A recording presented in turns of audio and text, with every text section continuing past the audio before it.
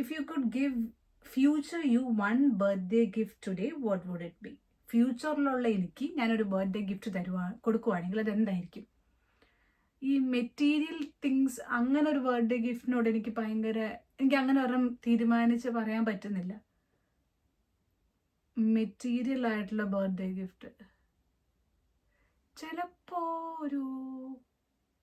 ഒരു wedding ring പോലെ. ഇവിടെ ഒരു ഇറ്റേണിറ്റി റിംഗ് എന്ന് പറഞ്ഞൊരു സംഭവമുണ്ട്. അപ്പം ആക്ച്വലി എനിക്ക് എൻ്റെ കല്യാണ മോതിരം വലിയ ഇഷ്ടമില്ല.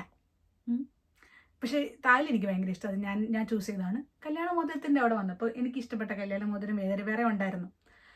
അപ്പോൾ എൻ്റെ ആൻറ്റിമാർ പറഞ്ഞു, നിനക്ക് നന്നായിട്ട് ചേരും, പക്ഷേ ജിസിൻ്റെ കയ്യിലിട്ട് ആ ഭംഗി ഉണ്ടാവില്ല എന്ന് പറഞ്ഞു. അപ്പോൾ ഒരേ സാധനം തന്നെ വാങ്ങണമല്ലോ. അപ്പോൾ ഇപ്പം എന്ത് പറ്റി? ജിസിൻ്റെ കയ്യിലിട്ട നല്ല ഭംഗിയുള്ളൊരു കല്യാണ മോതിരവും എൻ്റെ കയ്യിലിട്ട ഒരു ഭംഗിയില്ലാത്ത കല്യാണ മോതിരമായി.